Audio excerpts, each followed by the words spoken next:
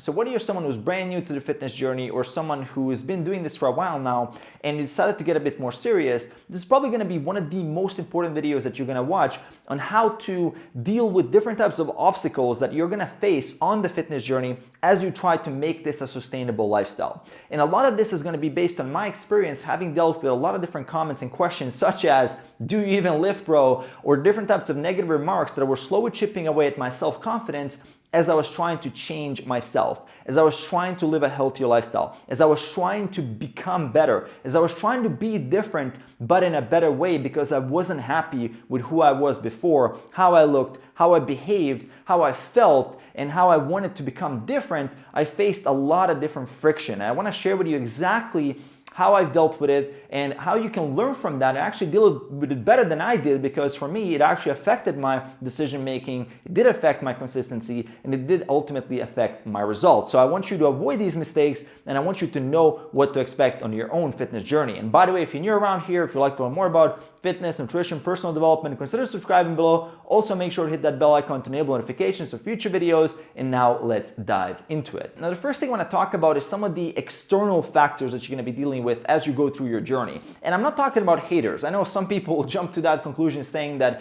you have a ton of these people that hate you or that have ill intentions, that don't want you to succeed, they want to limit your progress. There are some people like that, but that's not the majority of people. The majority is either neutral, which is the majority, completely neutral. They don't care what you do. And there's a small part of that where they are supportive, and there's a small part of that where people are actually the type that doesn't want you to succeed. And that's really kind of the distribution that you're going to deal with. But the thing is that none of those people actually understand what you're going to be going through. Whether they fall into the hater, neutral, or supportive category, they don't necessarily understand what you're going through. So any of the comments that they give you, it's not coming from a position of expertise. And the reason why this is so important is because when you're receiving feedback, we don't have a really good filter by default. So we haven't evolved that our brains don't have a good filter to understand what piece of advice to take seriously and what piece of advice to simply throw away in the trash bin. And when you're talking about fitness, because it's such a complicated area to master, requires lots of study, requires a lot of knowledge, requires a lot of mastery and practice, you're actually getting feedback from people that have no clue what you're going through. And this is where a majority of your feedback is going to come from. So if you start taking that feedback seriously, it will really deter you from your journey and start making you question your process. Because even if people have good intentions toward you, if they've never done the transformation themselves, if they've never moved into a healthy lifestyle, if they've never studied the topic, if they have no clue what to expect, what are the steps you're going to be dealing with, and how that's going to change your body and your life and your decisions, their feedback is not really valid. It's not useful feedback. And sometimes you get feedback. I remember on my journey when I was starting out, I started out overweight, then I became skinny fat initially as I was going to the gym, as I was trying to make a change. I was getting feedback that my arms were getting skinny. I was getting feedback that my shoulders were getting small, that I didn't have any chest muscles. And people that had perfectly good intentions, they wanted me to succeed, they were giving me that type of feedback. And you would go meet some friends, they would tell you, oh, you should train your chest more. And those people aren't even training. Those people have no clue about gym in general. They're not even consistent.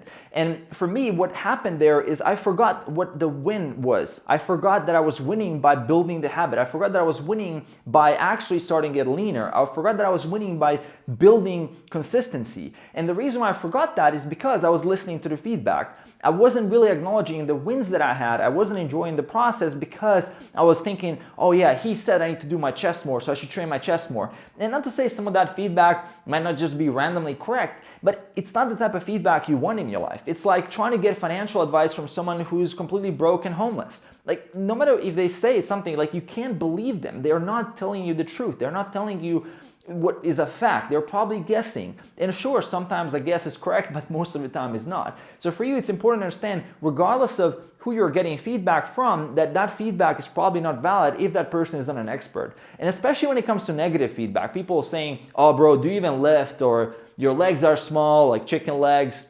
You're too fat, or you're too skinny, you're too small. This is kind of what happens, right? When you go on a diet, people say you're too small. When you go on a gaining phase, they say that you're too fat, that you're not lean enough. So there's no way you can win. Like, literally, there's just no way you can win if you look at external feedback. I just want to point that out. But really understand is that this type of feedback, even if you're getting it, it's not coming from people that are experts. I know a lot of coaches. I'm a coach for the last 7-8 years. I've been doing this professionally. My whole life is around coaching and working with clients. I've never, ever told someone this type of feedback. I've never told someone, oh, you look too small, oh, you look too big, oh, you're too fat, or you're too skinny, this is that, you're weak, you need to work on this and that. You just don't tell that to people that you don't work with. If someone is your client, you're gonna tell them, okay, look, this is the area that you did well, this is what you need to improve, this is exactly how it's gonna go, and give them some idea and some perspective. But what you're gonna see a lot of people do is, that are not experts, they're gonna start throwing around numbers. People that are in the comment section where it's anonymous or somewhere on Instagram, they're gonna be one that are actually putting out the majority of the feedback for you and telling you, if you put out a picture of your transformation, they're gonna say, oh, you should have worked your arms more, oh, you should have worked your neck more, you should have worked your calves more. All this type of feedback.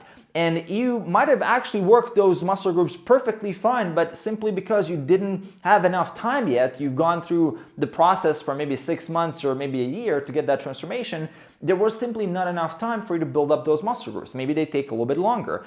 So people giving feedback often don't understand that this is a continuum of progression, that it's not a set and forget type of thing. It's not like you're gonna do it for a while and you're gonna forget about it. You're gonna keep working on yourself. You're under construction. You're work in progress consistently.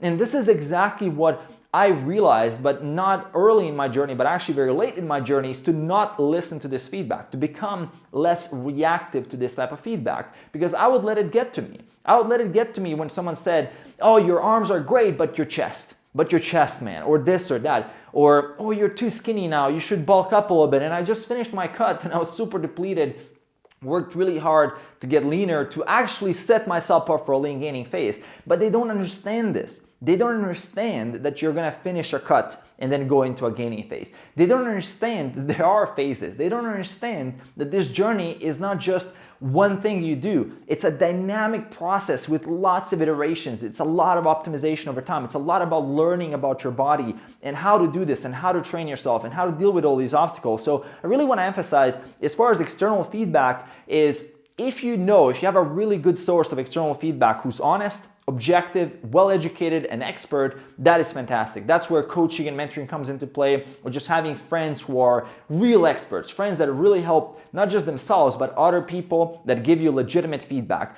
Other than that feedback, completely forget about it. You're mostly gonna just deal with things that are gonna throw you off or things that are gonna negatively affect your confidence. So as far as the external goes, really, this is where you have to train yourself to be unreactive. This is where you have to train yourself to stay objective, because if you let that get to you, it will start affecting your decision making. So when it's time for you to continue the cut, to actually finish off that little bit of body fat left, now this doubt-inducing remark or this doubt-inducing comment caused you to binge or overeat and actually fall off the process. And this is a big problem, because the external can easily turn into an internal doubt. And the more external feedback you take seriously, the more likely you are then to repeat it to yourself and then enhance the magnitude of the effect and then start falling off track. So I really want to emphasize here is that you want to be super careful who you listen to. You want to be super careful what piece of advice you let into your head. And this doesn't just go out on the internet, this goes in person, this goes everywhere. So people that are not experts, that don't understand what you're going through, do not take that piece of advice seriously. They don't know what you're going through. They have never been there themselves. And anybody who has done this, they will never mention that type of comment to you. Now, the second thing that we have to talk about that's even more important than learning how to deal with the external obstacles is how to deal with the internal friction. How to deal with your own mind that's trying to get you to self-sabotage, that's trying to get you to fall off track, that's inducing doubt, that's not allowing you to enjoy the process, that keeps serving you negative thoughts and limiting beliefs about the process. And this is especially true when you're trying to push yourself to 10% body fat or a place where you've never been before, and now you start getting all these thoughts that, is this for me? Should I do this? Is this possible for someone who's 35, has a family, has a business to run, has a very hectic schedule, or someone who's 45 or even 55, you're trying to do this, or even in your 60s, you're trying to change your life, but your mind doesn't allow you to do that. Your mind is trying to find examples of this, but it can't really find a lot of examples because we have this availability bias. And we look at around us and everybody around us doesn't have this. They don't have this type of goal. So it's very easy for us to get fooled by thinking that this is not possible, that this is something outside of our capacity. This is something that we are not capable of achieving. And this is especially true when you start getting some results, but then you're starting to fall off track, or you have small slip-ups, or you start little problems. This is when your mind really gets fed and now uses that as a confirmation that this is not for you. So you're going to be dealing with a lot of these different thoughts. Like your mind is going to tell you, hey, it's just a weekend, don't worry about it, let's chill out, let's don't worry about it. And what ends up happening is that it can easily turn into a chain reaction where you are, let's say, strict for Monday to Friday, but then it's the weekend. Because your mind is actually working against you. You're getting out of your comfort zone, so it's naturally for that mind to want you to stay in your comfort zone. So when you're trying to push your body very far, when you want to get leaner, when the diet gets quite hard, this is when this is going to happen even more. And I see this to be the major obstacle for a lot of people, where that self-sabotage pattern starts happening, where they're on track for a couple of weeks, but then 1 week just destroys the whole month of progress that they just made. And this can happen if you don't learn how to master that internal noise, if you don't learn how to react to those internal thoughts in a proper way, because you can't necessarily stop those thoughts. Those thoughts keep coming in. Now, over time, they do slow down, but you always have a little bit of doubt. It's just normal. It's like being human.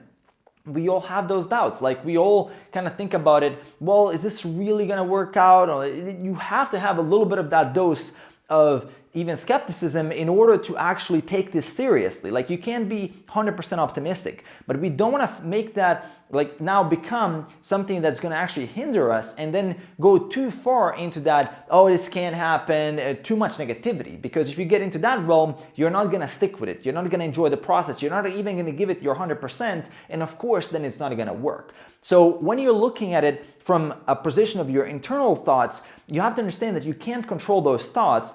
You can control your reaction to those thoughts a little bit, but you can always control your actions. This is really important to understand, these layers of what you can deal with. So your emotional state and your thought, you can't necessarily control it. You can only observe it. You can understand it. You can try to make some sense out of it. Then your reaction, you can get a bit upset about it. Sure, fine. But then your action is where you really have full control. So the third step is fully in your control. And this is where your power lies. This is where you can keep taking action, doing the right thing, regardless of how you think about it. Because if you master this one thing, this is really what's going to be making you successful, not just in fitness, but in every single area of your life. Because that's the thing that I keep seeing with the most successful individuals, not just in fitness, but in every single area of life. They do it even when they don't feel like it. And what I see a lot of people getting caught up in actually is trying to solve these self-doubts or these self-sabotaging patterns by more thinking. And this is really where you fall apart. You can't solve a problem that originated in the mind with more thinking. You can only solve it by taking more action, because this type of problem that you're dealing with right now is a problem that came in here. And the only way to make it clear is to give yourself enough proof that things do work. So when you're getting proof, when you're getting results, now you can shut off that voice inside that's telling you, hey, this doesn't work for you. Because you clearly have progress. You clearly have results. You have data that's showing you, hey, I'm making progress. And that's how you turn off those voices. It's by not giving up. It's by being consistent. It's by not allowing it to turn into a self-fulfilling prophecy. Because that's how you fall off track, is by giving up and making that negative belief turn itself into a self-fulfilling prophecy where you did give up and now you don't have the results, and then you tell yourself, oh, this is not for me, this is not what I'm meant to do, this is not possible for someone in my condition. That's one thing. The second thing is how you get proof is by looking for examples of other people in your exact situation who've done it.